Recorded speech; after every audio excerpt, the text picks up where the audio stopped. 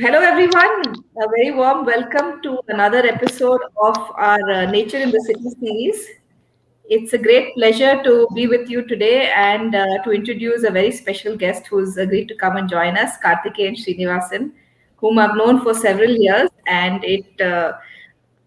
he's most many people in Bangalore will say that he's their go-to person when they cannot identify any species or want to know more about the things, the kinds of biodiversity in which we live. And I can tell you that he's a naturalist and an ecologist whose knowledge is insurpassable in terms of, you look at any taxa, you're looking at big, large trees. He has a wonderful two-part series on the web that many of you might have looked at, which is how to identify Bangalore's typical trees that you see around them. But whether it's the tiniest insect or any other kind of large mammal species, plants, animals, Karthikeyan Srinivasan is the man that you should ask. We are talking to him about today nature in the city, but also nature outside. And really, a lot of his work is done outside the city. He is the chief naturalist at jungle lodges and resorts and is a teacher, like I said, par excellence, because for over 30 years he's been teaching a lot of different groups of people about nature. In fact, the Jungle Lodge's Nature in Focus blog that he is responsible for launching is something that many of us read and learn a lot from about nature in different parts of the country. So it's a great pleasure to have you here today, Karthik. Again, thank you very much for agreeing to come on our show. And Kunal Sharma from Azim Premji University, who's with our climate center, and again also has a lot of experience looking at nature in different parts of the country in very diverse situations, is I think the best person to take this on and to walk him through a lot of his discussion so he can share some of his perspectives. So with that, I'll hand it over to Kunal and Karthik. Thank you. Thank you so much, Harini. Thanks for having me today. Thank you. Welcome, Karthik sir. And Thank you. I hope we have a very entertaining chat, and I hope viewers listen and learn from your experience. But coming from my personal perspective, I have known him for the last, I think, more than a decade, and some of my initial understanding of nature and how to interact with nature has a great. His role has been immense in, guiding people like us through the journey of life in nature, life in the jungles, and life in natural life in the cities as well.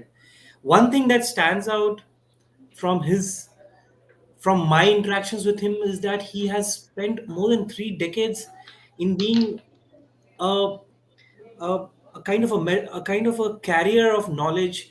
He learns, he takes in information from nature, and as soon as he learns something new, he shares it with the others. So he's always been a kind of a carrier who transmits knowledge from this end to that end, and that has helped. I'm sure a lot of viewers who are watching this today, a lot of people over the years have tremendously benefited from his experiences. So the first question I would really like to ask you is that, where you have been in Bangalore for so long and you've seen the city change as many old Bangaloreans have, but which specific parts of the city do you think forms your earliest memories of spending time in the wilderness? Which areas, it could be larger areas, northern Bangalore, southern Bangalore, but which specific areas do you remember working, going in your initial bird watching trips, in your initial tree hunting trips, tree learning trips? Which were these areas, sir? Well, yeah, thanks, Kunal. So initially, my very early days, so I've been a resident of South Bangalore all through, and from the time I got interested in birding, which was the window to my interest in nature and wildlife. As kids, we would just get onto our cycles and cycle barely 10 minutes, and we would be on the outskirts of Bangalore. But today, that's definitely not possible. And there are places south of Bangalore which were amazing for birds, and these are the places which sort of were my nursery, if I could use that word, as far as learning bird watching is concerned. And those are areas which have now become over the years slowly transformed into residential areas and things like that. Similarly, also wetlands, which we used to frequent, particularly during winter months, to look for migratory birds. Also, many of them have slowly deteriorated, or some of them have been filled up and then made into residential layouts. So a lot of such things have happened in the city, and we have lost several amazing natural locations that people could have used for indulging their nature interests in. Okay. Yeah, that has been unfortunately the story of so many places. But there's something more that I want to ask you about your experiences in the earlier years. So, from your first job and as you started working, how do you think that the response of the citizens has been in Bangalore pertaining to the environment? What, how does Bangalore qualify in, especially considering that we take into account a 40-year period? How do you think people have associated, linked themselves, have a affinity towards environment or natural history? And I mean to say, especially young adults and especially children. How do you think this has changed? Well, I think Bangalore that way has always been a place which where people have been open to a lot of new things, willing to explore, willing to indulge in things that sort of they like and things like that. And natural history has not been anything different. People have always been pro nature in Bangalore, at least as far as tree planting and things like that. Also, we all know the history of Bangalore. It was called the pensioners' paradise, then garden city, and all of those. And this affinity to nature and wildlife, not so much wildlife, nature and garden spaces and all that has always been in Bangalore, and it's been in the heart of people, hardcore Bangaloreans. So, but then somewhere along the line, I think there's also been a cycle wherein after, say, the times that I and a couple of my fellow birdwatchers of my own age who all got into birding together, after we got into this whole business of birdwatching and natural history observations, there was a lull for a fairly long time, and then again it picked up. So I think subsequent to that there was a lull again, and then I think the IT happened. People started traveling outside of the country. There was access to expensive photographic equipment, which people brought back to the country, and then another interest started in natural history. People started looking at natural history or nature or wildlife through their cameras. So their interest again started. So it's been cyclical. There have been several factors that have influenced people's perspectives about natural history and nature in Bangalore. But then, yeah, there's just one incident that I would probably want to narrate. Very early years, when I started birding, we didn't have binoculars. So when finally we managed to get one pair of binoculars, a shared one between four of us, when we would go to Lalbagh with the binoculars around our neck, people would say, "Oh, he's a photographer." Today, you go to Lalbagh with a pair of binoculars around your neck, they'll call you a bird watcher. So things have changed, and there is awareness in the city. And Bangalore, I guess, is a great place to do anything to do with nature, because there's always so much, passion, so much willingness to be part of a lot of these things. What about your peers? We were talking about Srinivas earlier. So, some of how did your peers in the early 80s, early 90s, how did they? How were their journeys? Well, I wouldn't really know too much about their journeys per se, but then peers definitely were very, very important. The one person that I would probably want to recollect here is probably Dr. Joseph George. And I think um, today being September 30th, I think October 1st is, we've been celebrating Bangalore Bird Day in memory of Dr. Joseph George. It's only apt for me to recollect Dr. George here, and he was an amazing person. He started this whole birdwatching movement in Bangalore, and the activity continues even today after 40, 50 years without a break. The only time there has been a break is because of this pandemic. Otherwise, the second Sunday outings in Bangalore has been an ongoing process. Somebody or the other always pitches in, takes the group of people who have assembled for a good morning birdwatching session. It not necessarily bird watching. Over the years, it's also transformed into morphed into something more than bird watching. People also look at plants, people look at insects and butterflies and whatever else that may cross your path. Um, Dr. George, you went to him with a doubt. He would very, very patiently sit, explain things in a way that any youngster would feel at home. Not be what should I say, be scared to approach him and things like that. He was very approachable, and those are the qualities that you look for in peers. And subsequent to him, there have been few others like Dr. Subramania, perhaps Dr. Krishna, perhaps. They all have mentored people at different times in different ways, and I guess contribution of the peers have always been very important in this sphere, like in any other, I would say. I was just recalling uh, several of the walks that I've been lucky enough to be with you. I remember a walk, though it was not in Bangalore, but in Bidar, and uh, there was a team of naturalists with you who were training under you, and there was staff who were just interested in nature, and they came along for the walk. I remember that it was cloudy day, 4 5 hours on a Yes. plateau at the top, and uh, that memory, and associated with that so many more memories we have of you walking in various parts, even in Bangalore, in Banagata, for example. But one thing that has always been your constant companion, I think, has been your camera, and with its the you have a very unique set of cameras, unlike what we see popularly with a lot of people having long telephoto lenses. A lot of your cameras have been, how do we call it? They are wide angle, and they have these associated flashlights. It's an entire paraphernalia that you use when you walk every time, and it's almost been, I would say, there has been never been a time where I've not seen you without a camera in a walk. How do Yeah. you feel? What do you feel about the camera? How do you feel it serves as a tool for dissemination, sir?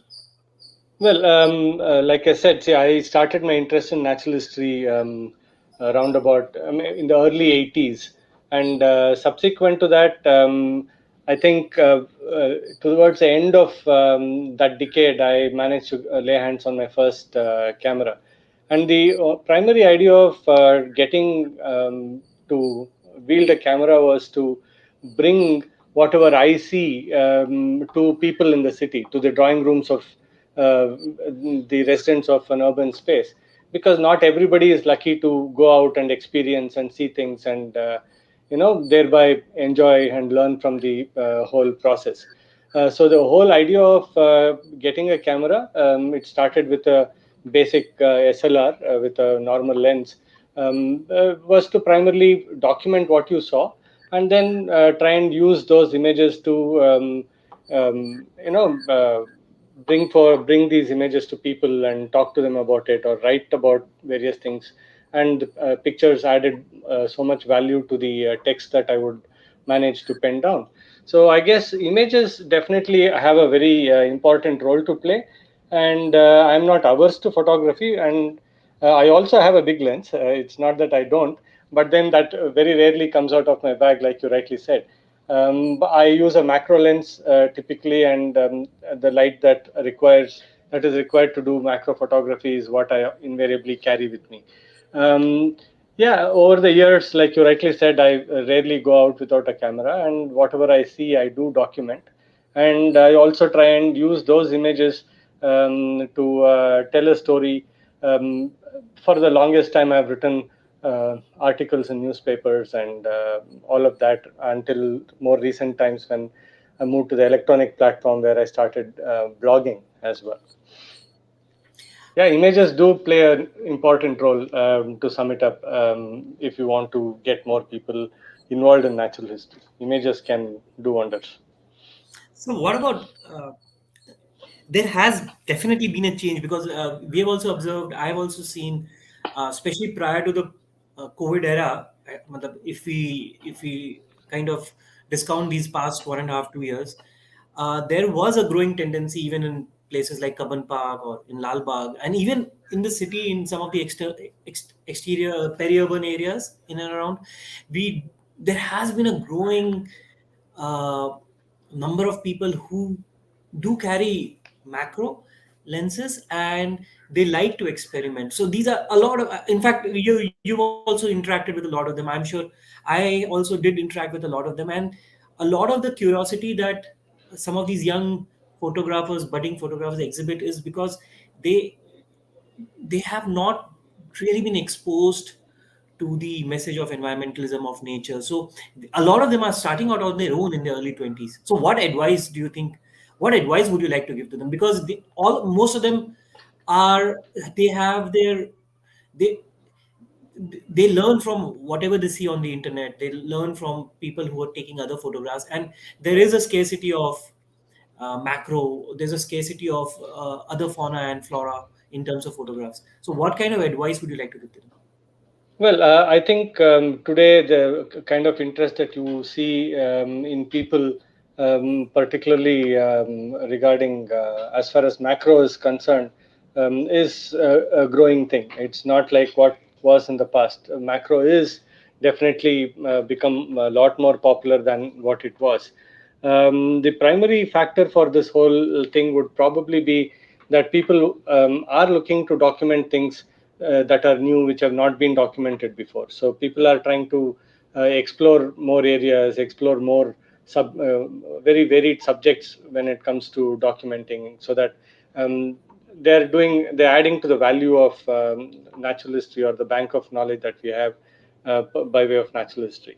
The only advice that I would want to, I mean, uh, probably suggest here is to look at or keep in mind some amount of ethics. People need to be really careful, cautious as to how they treat their subjects, the subjects of their photography. That is something which is very, very crucial, and I would like to encourage people to keep this at the back of their mind when they are photographing any subject, for that matter, be it an insect, a frog, or a snake, or for that matter, even large mammals, birds. It's always necessary for us to, know what is right, and how much is adequate, and how much is stepping over the boundary. So this is something that we all need to keep in mind as people who wield a camera, whether you call yourself a photographer or not. But the moment you wield a camera, there is this urge to get a good picture, and then a better picture, and then a better picture. So one needs to really draw a line at some point and say, I think this is enough, and I'm not going to disturb my subject any beyond. And this is, I think, very crucial, whichever taxa you are trying to photograph. Any, I'm sure you know a lot of people, but any young budding photographers that you would like us to follow, go through his work, Well, none that comes some to my polished mind off little. the cuff, but then there are lots of people who are now experimenting with wildlife and photography, and including filmmaking. Actually, why should I leave filmmaking out? There are a lot of youngsters who are trying to experiment with filmmaking as well, and that seems to be the next big thing that we have going. Um, uh, People have moved away from photographing large mammals, then moved to macro, and now it is filmmaking, I would think. Okay, that's very interesting. Yeah. Yeah. So this,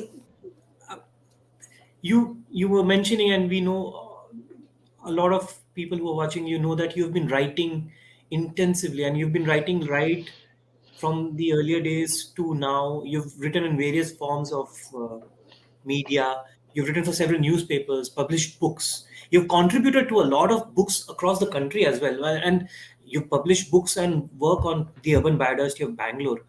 And I remember, I think the you contributed photographs as well as your work to some Indian, South Indian butterflies, amphibians of Peninsular India, a field guide to Indian mammals, and so many more, garden climbers especially, and so many Yes. more. So, uh, where do you find the balance? Where do you think it is very critical to keep the balance between writing and photography? And do you think that there's a separate set of audience for each mode of communication, or do you think that they work in tandem together, both writing as well as photography? Right. So that's true. I've been writing from very, very early days of my getting interested in natural history. I think my first article was published in Deccan Herald way back in 1986 or thereabouts. Those days, I still didn't have a camera, but then the publication managed to source suitable images for the article. But eventually, I realized that it is important for me to get a camera and start photographing things so that I know exactly what goes along with my text. I've always used my images to support my text, and that is where I think the strength is, to be able to complement text and images. In today's scenario, nobody really wants to read long form articles. Anything more than 50 words, I don't think people read today. Forget a 1,000 word long form article. The world is moved towards an Instagram kind of a thing, where you have one picture with maybe a short caption to it, and that's pretty much all that people are consuming today. Very few people are picking up books to read. That's a sad part. But then the whole thing about images and text, I think it'll be great if people can use the two to complement each other. And I think that's what I've tried to do for most part of the time. Whether it was in Deccan Herald initially, and then subsequently the school edition of Deccan Herald, for which I wrote for a fairly long time, a short column that I would write for them. And then, of course, I moved to my blog, where, of course, there was no limitation on the number of pictures that I could use, and all of that. So I could decide how many pictures I wanted to use and what kind of format I wanted to use for my storytelling. So the blog, of course, you can see has a lot of images which sort of complement the text. So I don't try to describe what is in the picture if you typically see what I've written. The image sort of complements the story that I'm trying to tell you, and the story invariably revolves around one of my experiences. So images do definitely add immense value to any text. I wouldn't look at them as two independent entities. If the two can be married, I guess the result can be very good.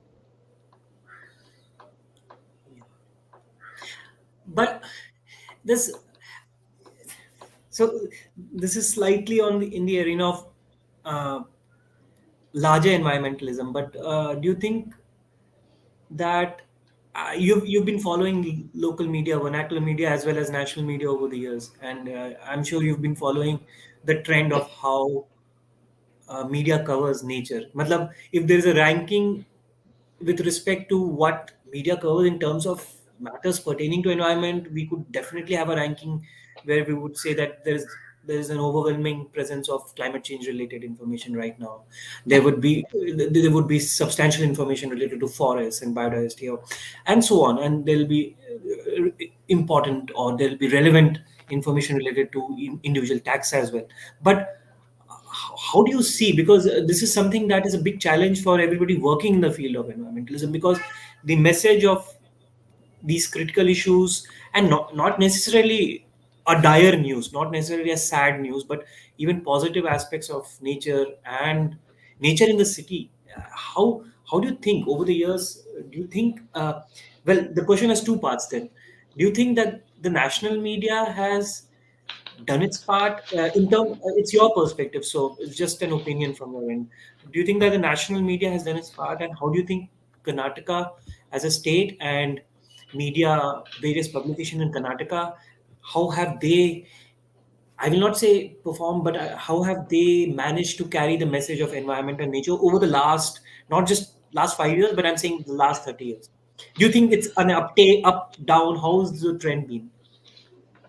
Well, I wouldn't want to really get into greater detail about this, because I wouldn't claim to have seen all publications across various strata, from the daily newspaper to magazines and newsletters.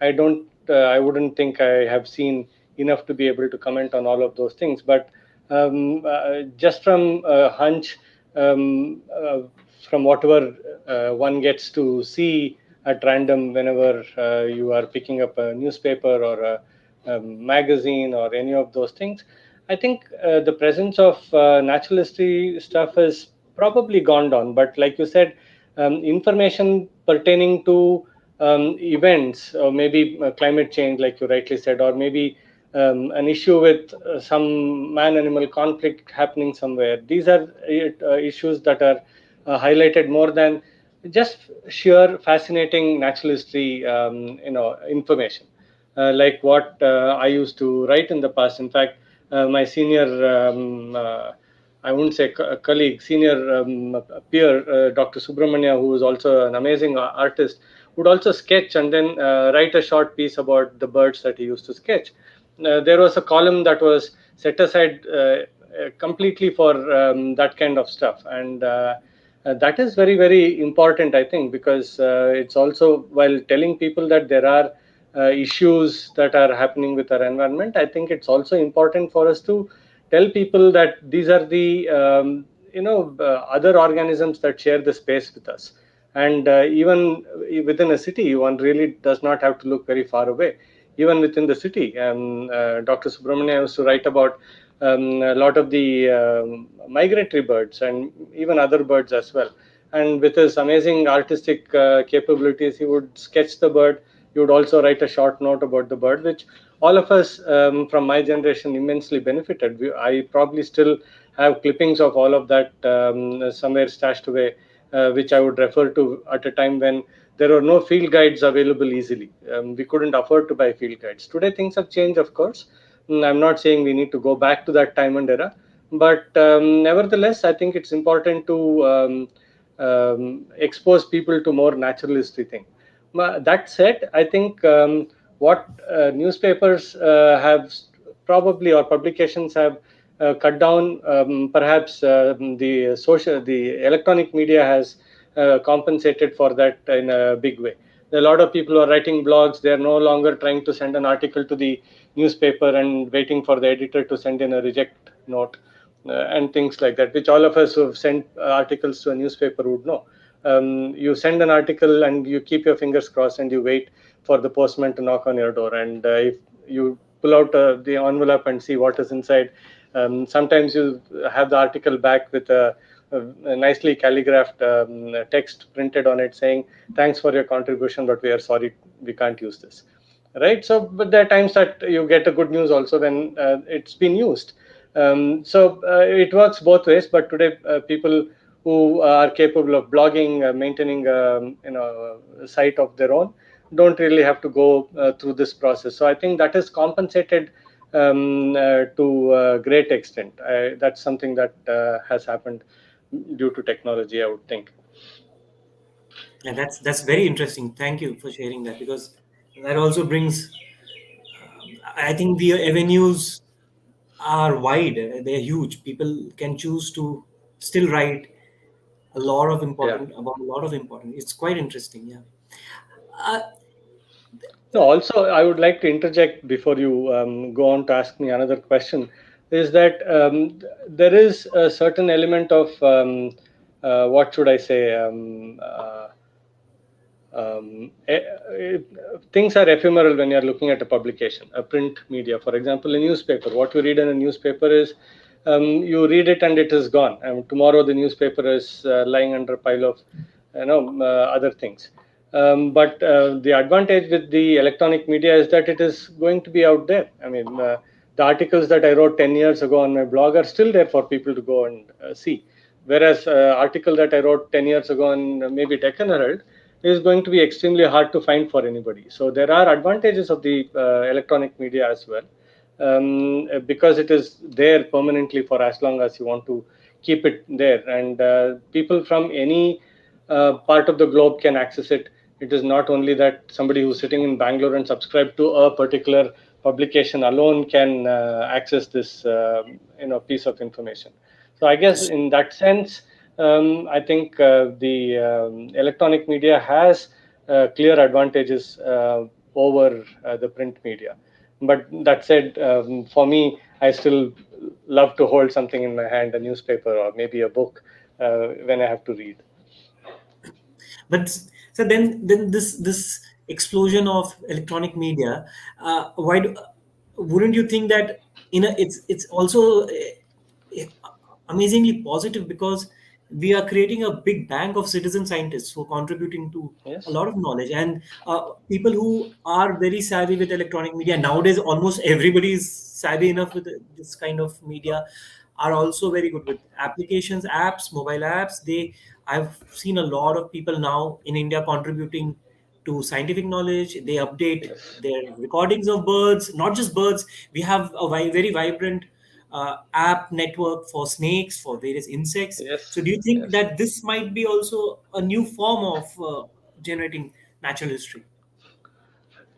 Definitely, yes. I mean, this is a good way of encouraging more people to join the band, Otherwise, it was for a long time thought that, oh, it's not in my realm, it's not something that I can remember, it's not for me to remember all those scientific names and jargon and all of those things. Now, with the technology, coming in, I think a lot of people who are equipped with just a simple phone can contribute to our understanding and knowledge of natural history. There are several citizen science platforms, starting from eBird onwards to iNaturalist, which cuts across taxa. People who are posting images there of plants, of animals, of insects, whatever they get to see, and we are thereby creating a fairly large bank of information about a lot of our wildlife and of our wildlife. Yeah. Yeah, yeah. I remember one of the earliest bird-related websites, Indian Nature Watch. Yes. I think 16 years, maybe 14 years, Probably roughly. more, I would think. I don't So recollect the that exact number of contributed. years. Yes. That had a About substantial. 16, 15, 16 years, I would think. Yes. Yeah, Yeah. that has been a major inspiration for a lot of budding photographers. True, and also subsequently, Oriental bird images started, which Yes. probably was the single largest repository of bird images for the Orient itself. So, yeah, definitely, these things have prompted people, slowly encouraged people, pushed people to go out, spend time with nature, come back and contribute their might. Also, several other platforms, and the I found butterfly, the Indian Foundation for Butterflies, what NCBS is doing with various other taxa. They have something for odonates, they have something for cicadas, they have something for birds, mammals, reptiles, and all of that. So these are all essentially an accumulation of images that have been contributed by people like you and me who've gone out, maybe seen things photographed and contributed. So by looking at all these images, and if you could carefully plot these things on a map, you to begin with, at least you start getting a couple of distribution maps for a lot of species which you until now didn't have. So I guess in that sense, it definitely is a very useful tool. Yeah. Hopefully, it becomes a pathway for future interest, developing more Yeah. interest in natural history. Yeah. Uh, there was something that I wanted to ask you earlier, and maybe I should have asked this before I asked the question on the media. But I remember one of your first works was on the fauna of Bangalore. So Right. you've subsequently worked on a lot many publications. The ebony trees are one. You've worked on several publications with jungle lodges and resorts. Also, you worked with when you were with WWF. You have created a lot of publications. But what's the story behind the fauna of Bangalore, and how it, as a publication, do you think it how was it accepted? How do you think it has contributed to the knowledge of natural history in the city? Well, the reason for me to take up that project of publishing this little book called The Fauna of Bangalore was largely stemming from the fact that uh, I used to work with children and high school students typically, and to a little extent teachers when I was at WWF handling their education programs. Somewhere along the line, I realized that talking about the elephant and the tiger and the king cobra, which is found in the jungles, is not going to touch a chord for a lot of people who are sitting in the city. So I again used my camera and then started photographing a lot of things that are found in the city. And then I started talking to people on urban wildlife. So this goes back to I would think 1995 or 96, and started talking to students about urban wildlife, geckos and butterflies, and things like these, which they are very likely to encounter in the city on a day-to-day basis. The primary idea of doing this was to make sure that people relate to these things. How often would somebody who's never going to see a tiger relate to a tiger or an elephant which they're never going to see? So the idea stemmed from this whole thing, and then the objective was to get more people interested in things that are around them as well to begin with. They can, of course, always explore things farther afield as they go along. So when I did this, students being students, that's why I mean they're amazing to talk to. They came up with questions like, how many species of butterflies do you have in the city? How many species of reptiles do you have in the city? And I didn't have any clue. The only taxa for which we had some basic understanding was birds, because Bangalore has a good community of birders who had put in a lot of work. And I think around about 95, we also did a little book called the Annotated Checklist of Birds of Bangalore, which I think was the first of its kind for any city in the country. So I used the same parameters, and then I said, let's try and do a fauna of Bangalore, which would include birds, of course. We'll also look at all the other vertebrates, including mammals, birds, reptiles, amphibians, and I also included fish in it, which is something which people rarely look at. But then butterflies also sneaked in, because I love butterflies. So butterflies sneaked into the book as well. And the only non-vertebrate group that managed to get into the book.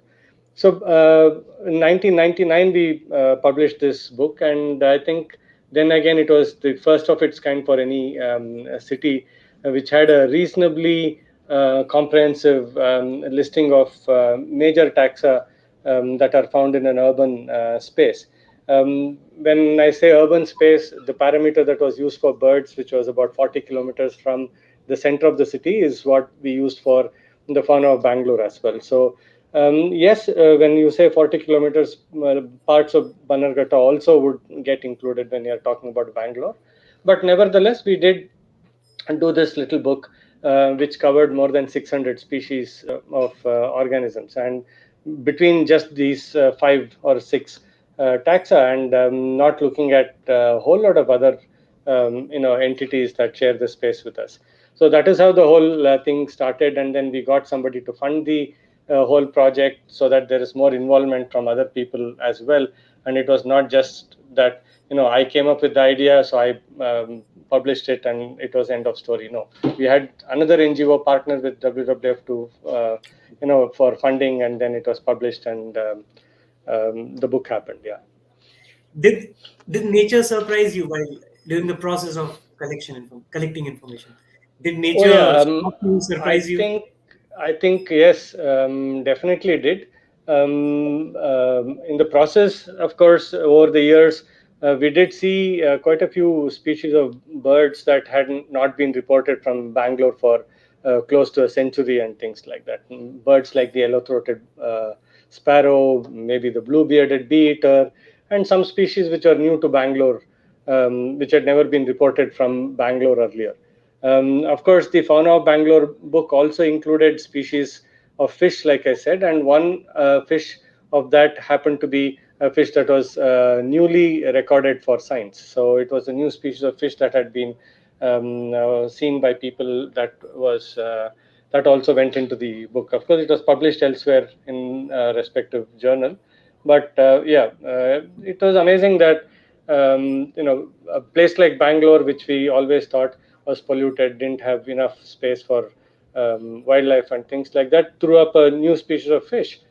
And in more recent times, of course, it did throw up a new species of ant as well. So anyway, so these are things which are always there, perhaps hiding in plain sight. It all requires somebody to go and look for these things and make sense of what they are seeing. That's so interesting. That's so interesting. But I have to ask you, the where did you find the fish? Which part of Bangalore? Now I forget the name of the tank. Oh, it was a I tank, can not a river. No, not in. It was one of the irrigation tanks in Bangalore. I should be able to get that information for you if you're interested. But off the cuff, no, it's been a really, really long time. Yeah, and also incidentally, the fauna of Bangalore also happened to be one of its kind at that point of time for any city in the country, where the fauna was documented between the covers of one volume. Then subsequently, I think Pune took it upon themselves to do something similar. They went a step ahead and they did a lot more intense work before they published their findings. So it'll be great if more people in more cities could do things like Yes. these, wherein you will get a good idea of what cities are supporting by way of wildlife within their boundaries. Right. Yes, that's absolutely true. Yeah, you were talking of Banegata, and I was just thinking of how lucky we are as a city. When I was thinking of Bombay, I was thinking of Chennai. We have the Sanjay Gandhi National Park. We have the Ridge in Delhi, and Gindi. So many Palikarnai in Chennai. How in one of your in one of the very early talks that I remember having with you, you had said that Banegata is almost it's a compulsory uh, destination for all growing school children. So, do you think Bangalore, being what it is, besides the fact that it has traditionally been a green and garden city, do you think Bannerghatta played a role in integrating Bangalore with even with wildlife, not just urban flora and fauna, but even with wildlife, elephants, and there's obviously the zoo, but Bannerghatta forest itself has been a big wide. I think it's been an eye opener for a lot of Bangalore people. No, What do you think? true. In a way, yes. In a way, no, because I think traditionally people have looked at Bannerghatta as just a zoo. Very few people who have gone to Bannerghatta even realize that there is a larger national park beyond the zoo itself, right? So, because that's an area which is out of bounds for most people, so people don't realize that there is a large national park. In those years, it was just in excess of 100 square kilometers. Today, it is, if I'm not mistaken, over 250 square kilometers after it was expanded recently. So it's people have visited Bannerghatta primarily from the point of view of going away from the city just as a change. People go see animals in the zoo and things like that. Having said that, I would not want to take away the importance of a zoo as well. Zoos can be great places for educating people. I know a lot of people, scientists who have been interacting with zoos and zoo programs, who've gone on to becoming amazing scientists today, amazing wildlife biologists today. So I think in that sense, yes. But then exposing people to a larger forms of the wildlife out there, like you said, elephants and stuff like that, perhaps no. But then, similar to Bangalore, I think other cities like Mumbai, with its Borivali National Park and things like that, also have had a lot of people taking interest in natural history because they visit these places, and these places are accessible to them to go and see and appreciate what these places have in store. Yeah, that's true. A city's character definitely gets built, or it adds to the character of a city if you have access to natural spaces. True. As example, if I grew up in a place where I had access to visit and see elephants, or even see a zoo, for that matter, Yeah. yes, so important, so helpful. But We've conducted not just me, but then several organizations at that point of time in the 80s and early 90s have used Bannerghatta, the facilities that were created by the Forest Department for conducting nature education programs where children would come, stay there for a night or two, and then they would be shown, taken on a walk, shown various things, did bird watching. There were indoor sessions with a good old slide projector and things like that, which of course the current generation may not even know what a slide projector is all about. But anyway, so those were all things that were done constantly to get more people involved. and the proximity to a city definitely is an advantage, no doubt about Yeah, it. absolutely, sir. Sir, talking of nature education, um, your naturalist training program that happens over a weekend, I think once or twice a year. I don't know what happened during the COVID era. The NTP, as it is popularly known as, has has been a very popular feature in Bangalore. And I remember I have heard people talk, and I have heard people who attended your workshop saying that how it changed their lives, because people who from mainstream conventional sectors such as IT, or in fact, people who are already working in the field of environment or nature also have attended your sessions as Right. as a course member, and they also have come back. I remember somewhere in 2006, an old friend of mine who was working in near Banegata, he had attended your course, and he had said that this changes his life now. And it's been 16 years. I remember, I know him because he's been working and he's been contributing to the issues related to nature and wildlife across the country. But at the same time, what has been interesting is this NTP is attended by virtually all walks of life. I'm not sure if you've done Yes. a chart or mapped a series chart or something, but have virtually how many? About 500, about roughly 500 to 700 people would have Yes. attended the course, Yeah. and a lot of them have continued to dabble or at least be a part of the environmental movement. Right. Please tell everyone about. Uh, Well, see, the idea of doing this naturalist training program, um, uh, see, even before I joined Jungle Lodges, I used to work with WWF, as you mentioned. And then I was called to handle a couple of sessions when one of the first programs was done to train the naturalists of Jungle Lodges. And that's how this whole thing started. And there are also a few people in one of the programs who were not naturalists by profession, but only by way of interest. And so it was something that I carried on after I joined Jungle Lodges also. And primarily, the idea of continuing with this whole program was to make sure that there are more people who can go out there and talk about natural history and get more people involved. There is a limitation as to how much one person can do. While moment you have created a band of people, I guess it makes a lot more sense. So they go and also spread the message to a larger audience, and that becomes very, very important. For example, if I were to uh, be interested in natural history and I wrote a blog, only my immediate circle of influence would probably get to know about these things. But if there are 100 people out there who have been exposed to natural history and they go and talk about it, a lot of them do write their own blogs and travel writing, and they do incorporate a lot of natural history in it. So when they do that, people do realize that there is a lot of interesting stuff out there which they have been missing, and therefore more people get interested in the whole process. So the idea was to primarily to get more people involved uh, in conservation and things like that. And the first step towards that is creating awareness. I've always said that awareness is key, primary before you start acting on anything. So I think it is important for us to be able to create that awareness so that you enable people to take the right kind of actions. That said, also at that point of time around 2006, 2007, wildlife photography was becoming very big.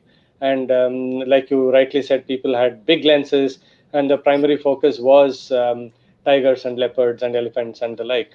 But then uh, one of the objectives of the NTP was also to try and showcase to people that there are a lot of other things which are equally interesting, or if not more, out there which we can focus on, and we all need not necessarily focus on the same bunch of organisms, right?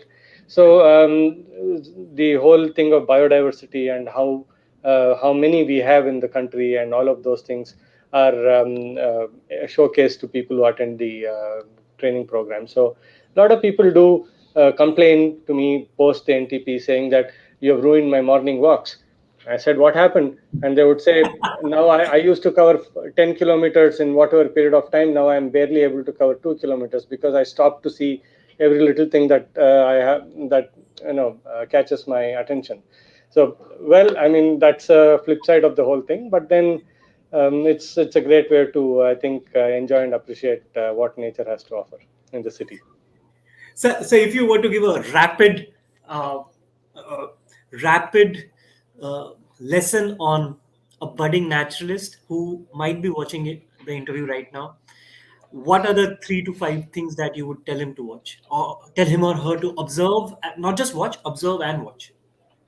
Well, Just I a don't think I'll have five things to say. I'll have probably just one thing to say.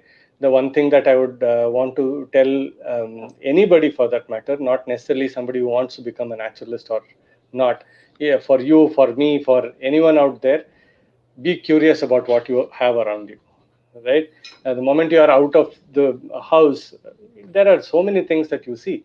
If you are curious, then you'll start learning about these, and then you'll start appreciating these, and then you would want to protect these, because now you've sort of formed a bond with some of these things. So I guess it is important for us to be curious, and I think curiosity drives a lot of things that we do.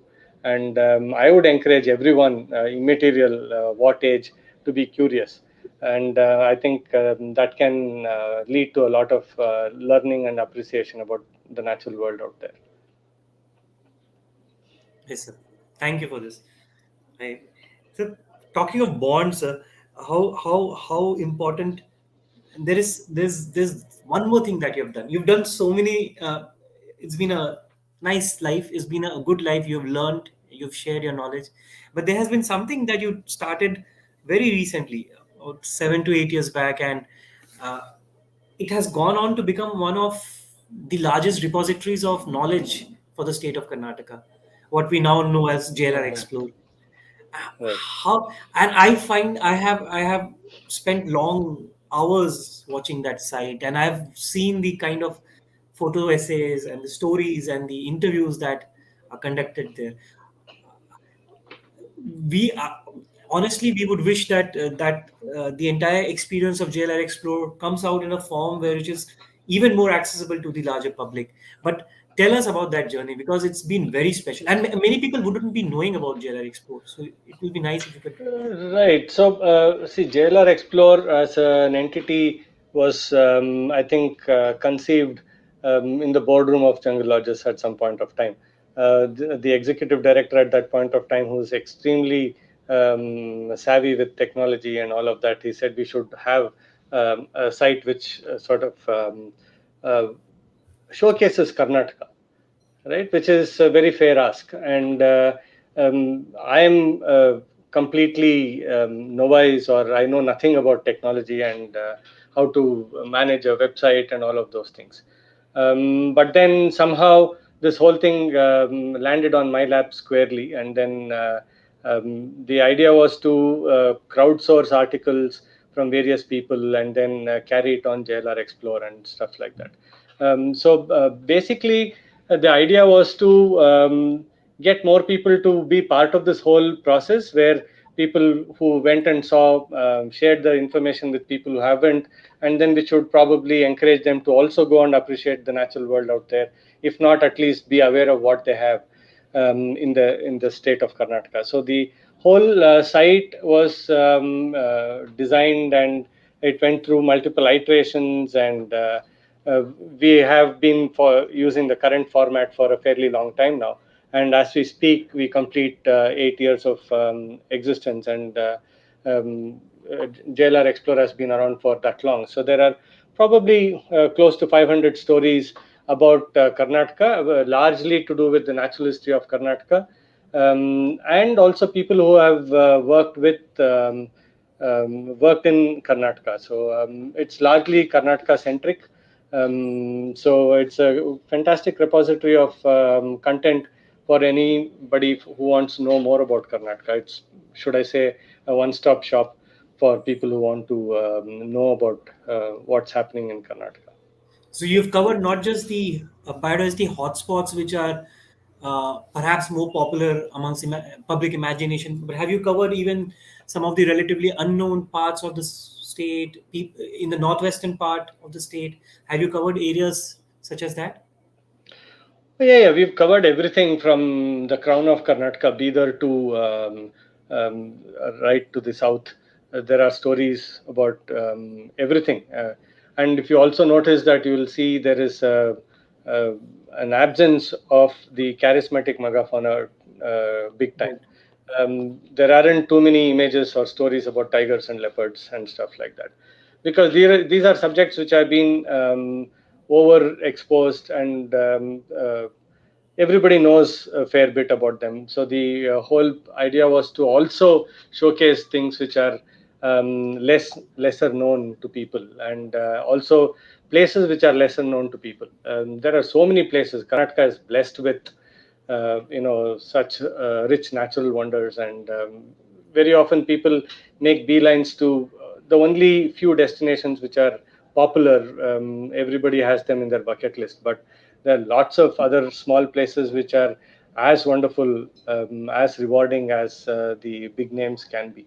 So there is a section called Unexplored Areas also, where it could be a hillock on the outside of the city. There could be a lake somewhere near maybe Raichur or Bidar. I don't recollect all the stories that we have published, but then there are several such things that we have carried. People who can probably just drive on a Sunday morning to a place, have a whole day's lovely time with nature, and then come back refreshed. It's not necessary that they have to drive 6 hours to some place, Right. and then go to a forest. I'm not saying people shouldn't do that. People should also be doing that, but that doesn't mean that that's the only occasion they should do that. So it's something that they need to be doing on a regular basis, and for that, it's also good to look at a bouquet of places which are closer home, and why not? There are lots of places closer home which can give you immense pleasure and joy, by the kind of natural history offerings and the landscape and all of those things. So we've tried to cover as many different aspects that are possible, from photographs that are shot in Karnataka to pure natural history, to people who have worked in Karnataka on various aspects. We also have a section called Pulse, where we carry uh, content which are talking about various events, maybe, or new books on natural Yes. history and things like that, encouraging people to go and read and maybe participate in events that are happening around Bangalore or maybe in Karnataka. So a lot of things go into making JLR Explore, and it's been a fantastic journey so far. 8 years of managing this web portal, I guess, has been quite an encouraging one. Yeah, your team should continue for the next 10 years, sir. Yeah, well, we don't know, but then yeah, it's a fantastic team, Or like you maybe said, more. that Yeah, perhaps we more. have. And without the team, I don't think one could have managed to pull this off at Yeah. all. So this we have covered a lot of ground on nature in the city and also about the state of Karnataka. But there is something we want to really take your guidance on, is which is on also on tourism. Uh, Hmm. on the larger question of tourism, and basically nature tourism where you're involved in is a fine balance, right? And there's always the threat of excessive population, excessive footfalls. There's always a threat of carrying capacity. There's the issue of how local livelihoods are affected, how local people are culturally affected. So Right. uh, how, so there are two parts to this question. How do you keep the balance between an overt commercial exploitation as well as maintaining the sanctity of the place? And at the same time, the second part would be, what kind of advice would you like to give people who are watching as well as people who will subsequently watch this, or who interact with people like us? What kind of advice do we give to visitors, not just visiting forests in Karnataka but across the country and across the Right. world? What is the balance that they need to keep where the disturbance level remains under control? Well, Yeah, it's always a very tricky thing to do. It's always a double-edged sword, tightrope walk. You might use any of those phrases to describe this whole thing of nature tourism. It's definitely not the easiest thing to do, because everyone who spends money and comes there thinks they own the place, they have the right to do whatever they want to do. But then they really need to realize that it doesn't necessarily have to be so. One, as far as jungle lodges itself is concerned, and as far as avoiding exploitation of a place, the one important thing that we have done is to make sure that most of our facilities are quite small. Making sure that at any given point of time there is no large crowd or large gathering and things like that. Except perhaps for one or two places, most of our facilities are quite small, and that is one way of doing it to prevent over exploitation of a given destination. The other aspect that you asked me, what would I want to tell people? I would really request people to just follow the rules, not try and do things which are not advisable. If we, I think to begin with, if we start off there, I guess we should be able to achieve a fair part in the whole process. A lot of rules have been framed with the intent of making sure that places don't get damaged, people don't hurt themselves, people don't endanger themselves and the wildlife. A lot of these things have been thought through, and rules and guidelines have been put in place. So I think it is important for us to be able to follow. It's the same like what you would want to tell a motorist in a city. The traffic rules have been made with a certain intent to safeguard people's lives and things like that, and it is only in our interest to follow those, right? And similarly, in a nature tourism situation also, there are guidelines that have been put in place with a lot of thought, and it's good for people to follow some of these things. So that way our footprint on the place is always minimal. Yes, sir. Thank you for that. And we would really like to uh, somehow catch hold of your time and bring you to the university so that you can have a long discussion with the children, with the students there. It will be very Sure, why interesting. not? So there are some questions from our viewers also. Sure. Yeah, I think you can also see them on the chat box. Would you like to, Vijay Taya? There's a Yeah. comment. Vijeta's question is, big fan of your work. When you work in the environment space, how difficult is it to be objective? The progression is generally from an ecologist to an activist. Can awareness be a curse? Well, tough question. Yes, it can be a curse, but then you don't necessarily have to become an activist. I think everybody has a role to play. I have, for one, never gotten into the space of activism. I've constantly tried to remain in the space of what should I say? Somebody who tries to reach out to people, creating more awareness and things like that. But yeah, if you want to become an activist, what I would really think we all should do is to become activists for ourselves. Try and do what best we can do to reduce our footprint on this planet for as long as we are around. I think that's the very, very big first step as an activist that we need to be able to do. First of all, do what we expect others to do. I think that's a great first step for all of us to achieve. Yeah. Yeah, there's another question from Dinesh Chaturvedi. Through the lockdown, it was often said that nature was able to recuperate. You've been studying nature for long. What is your observation on that front? Is there a discernible change? Well, perhaps not. What definitely did happen during the lockdown is, I think, there was a lot more silence around us, and we could hear and see a lot more things. We had more time on hand. So we probably saw and observed a lot of things which we hitherto did not. Partly because we live in a noisy city, so if birds called, we probably didn't notice it. We were so busy in our day to day life, morning till evening, we probably didn't care to notice a bird or a butterfly that flew past your window. but now you had time on hand, so you started noticing these things. And I think it is important for us to be able to appreciate the fact that nature has always been around, and a month's lockdown is too short time span to see great changes even within a city. So I think it's more, in my opinion, more a figment of how much time we spent watching these things, how sensible we were, or how sensitive we were to a lot of things that were happening in our midst, which we otherwise perhaps didn't see, or which we took for granted. Yeah.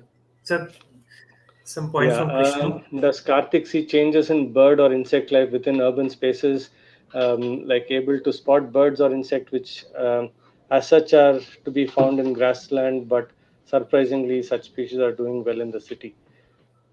Well, I don't know. I wouldn't claim to have uh, studied things over a long period of time to be able to appreciate such changes. It requires fairly long term observation and study.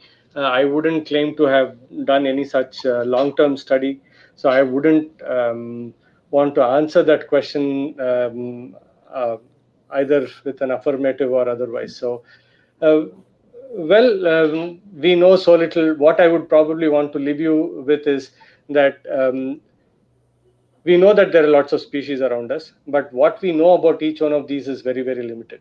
We also need to understand that a lot of species are quite adaptable, and given an opportunity, they would try and find themselves or make themselves comfortable in a space which we thought was not good for them. So it's all more to do with how much we know rather than what we expect the animal to do, right? Right. So the last question. Manish.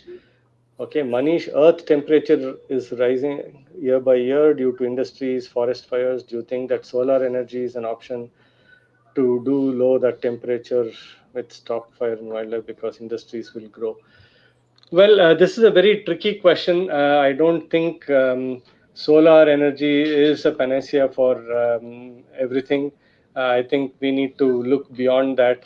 It again depends on how we are using solar energy and to what extent and where. So it is. I don't think I would have a clear answer to this question. Similarly, there are issues with windmills, solar. A lot of these alternate energies are nice to talk about, nice to see, but one really needs to get into the whole cycle of where the energy comes from, what happens to it. We need to see if it's a closed loop or if it's a open chain. So if it's a closed loop, then it's great. I mean, if it's not, then it's like any other energy form, right? So that is something that we need to keep in mind when we are talking about solar energy or alternate energy. Today, you are seeing a lot of hybrid vehicles and battery operated vehicles and stuff like that. Um, what is the life cycle of a battery, if I may ask? Right, so these are things that we need to really think. Is use of a battery, is it a closed thing? Are we able to recycle batteries, reuse batteries, and things like that? So these are all things that we need to think through. Well, we are moving in the right direction of using alternate energies which are not very highly polluting, but we also need to see what are all the things that go into the whole process. So there's a certain uh, there's a lot of learning that comes us when we as I was talking to you. I also learned a lot of new things today. But would you like to suggest some very simple questions, and would you like to answer some very simple questions of what should be the one book that you would like to suggest to people? That is one. The other would be, what should be uh, who do you think is a role model, a modern role model, uh, for our viewers to read about, take inspiration from? And finally, I know it's a very I know the answer would not be so easily forthcoming, but do you have any particular favorites as a species? Well, no, that's the second And question. I don't think I have an answer to. For me, every species is as beautiful or as important as any other. I've but never what about the book? What about the book? book, yeah, book perhaps quite a few. I would think books written by, say, people like Jim Corbett are extremely good reads. People like Gerald Durrell have written some amazing stuff.